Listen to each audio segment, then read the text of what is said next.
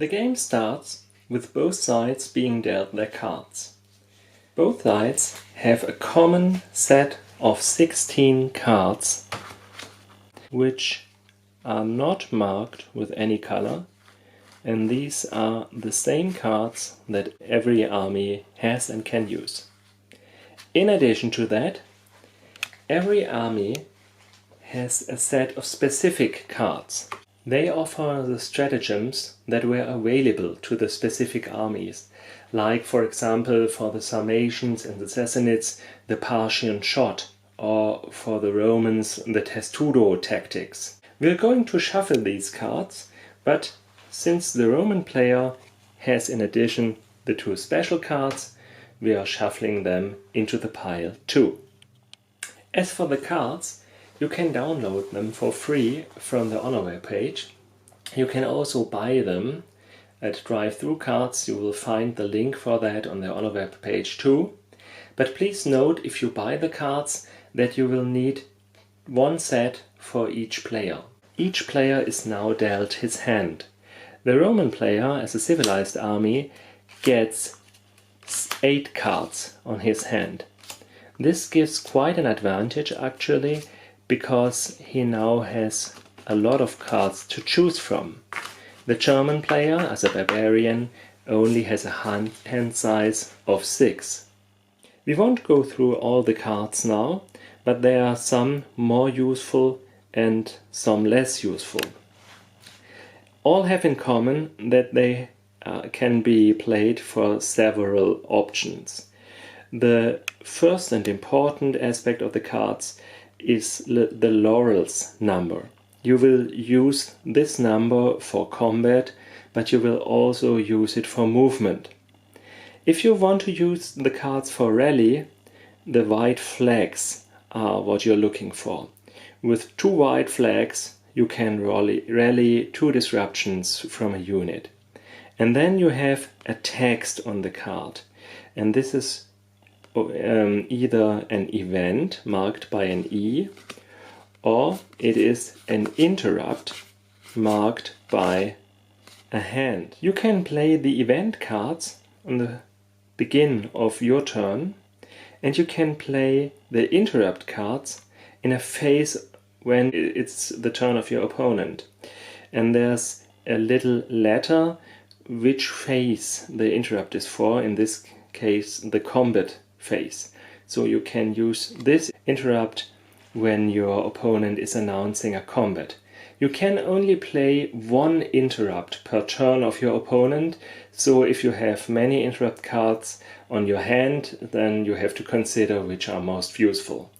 Actually, the system of the interrupt cards is great, because you can't always be sure that what you're planning to do will work, because your opponent has interrupts which represent either an unforeseen activity of your opponent, or, well, just bad luck or miscommunication that can happen. The event cards, on the other hand, offer you the stratagems, and for example here you can use them for a better and coordinated combat. During the game it is very important to know how many cards you have left, what are your discarded cards and what are your removed cards, so I strongly recommend using this command map, which is also downloadable from the Honor website.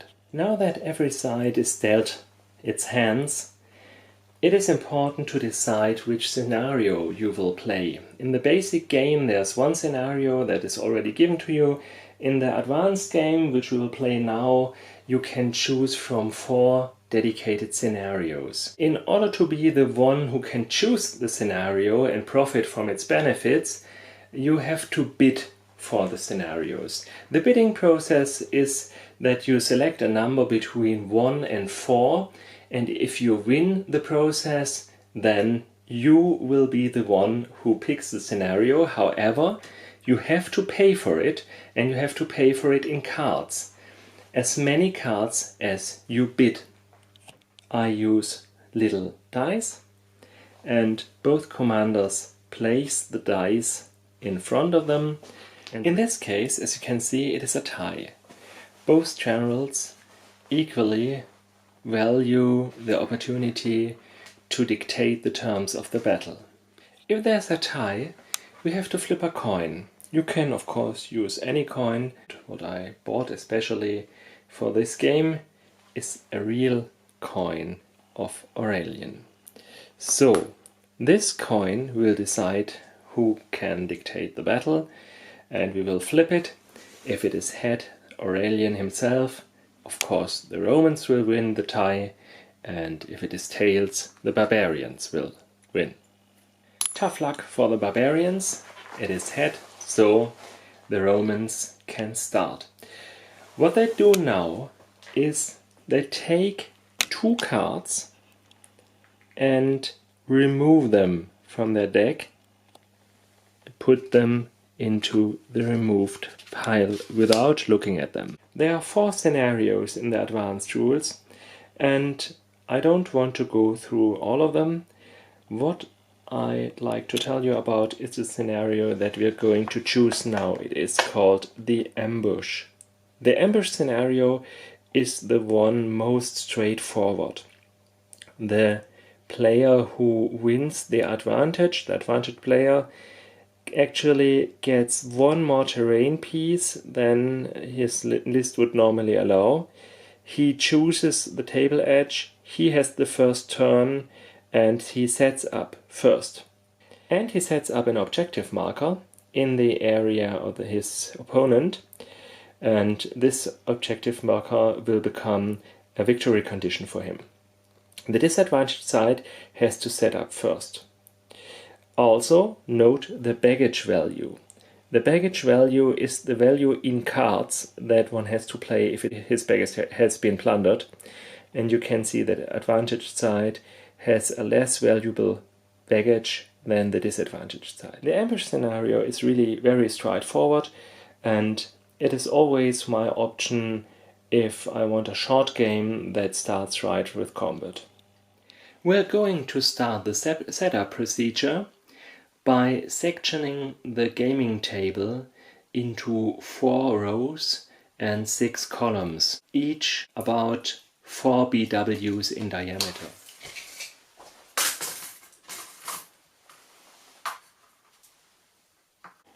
The sectors that I have defined with the little glass gems are only temporary. We don't need them during the game, but they greatly speed up the terrain placing process. Starting with the player who has the advantage, both players take turns in choosing terrain and placing it into one of the sectors. In our setting, the Roman player wants the table as free as possible, because the German warbands have an advantage when fighting in rough terrain. So actually he wants to avoid the rough terrain. So he will use his very limited terrain choice in order to define free sectors. He's going to start the terrain placing process, and he says, well, this sector is going to be left free. You can place a sheet of paper in it, or as I did, another gem in the center of the sector. Now it's the German's turn. The German already has 5 terrain choices, which is even enhanced by the asset familiar ground, which gives him another one.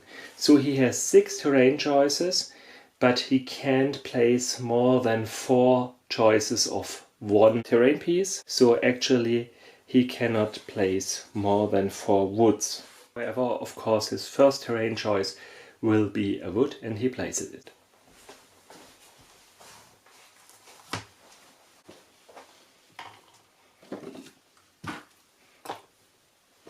As you can see, we have 1 hill, then 4 woods, and in the back of the table an area of rocky ground. Now this is the table from the perspective of the Roman player. You can see he will face a lot of woods, and the right flank is also impeded by the rocky ground, so he can't make flank attacks with his cavalry from that side. Okay, the Roman player has chosen his side, and now the German player is starting to set up his army. For the setup procedure, you have to remember that the heavy infantry, the massed infantry, is only allowed to set up in the center of the battlefield. This is the only area where the German player can place his warbands and the Roman player his legions. Before setting up the armies, the Roman player, in the ambush scenario, the Roman player places an objective marker. This objective marker is one of his victory conditions. He places it in the back row.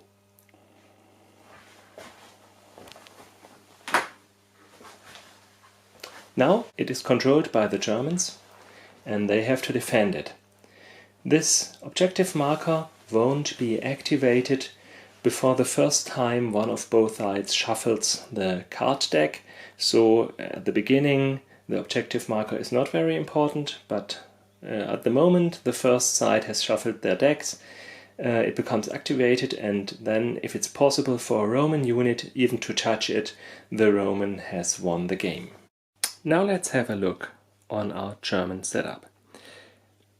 On the right, on the German right, we have light cavalry and some light archers. They are light troops, and so they are the only ones who are allowed to deploy here. The massed troops, the heavies, are in the two center columns.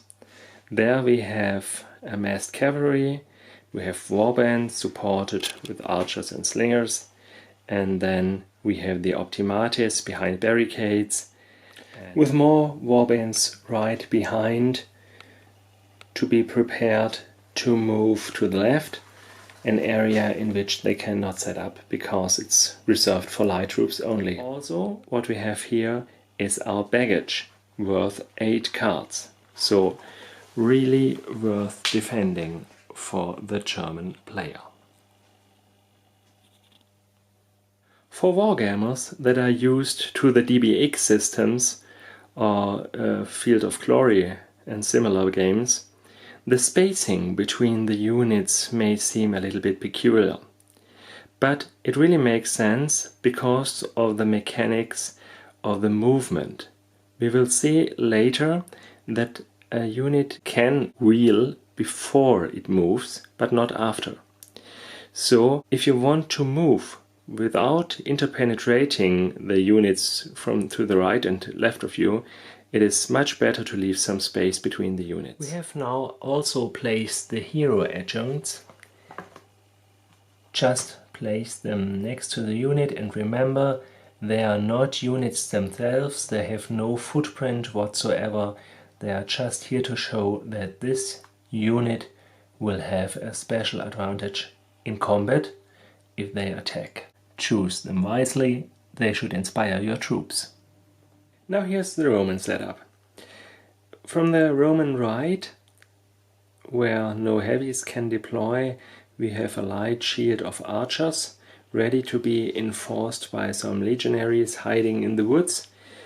And the front of these legionaries actually are archers, because right in front of them are the optimates behind their barricades. So the Roman player wants to give them a barrage, and for the same reason he has attached his artillery, which is a quite good option, to the waiting legionaries as well. There we have another unit of legionaries, and to the left of it, shielded again by archers and flanked by archers, some more legionaries.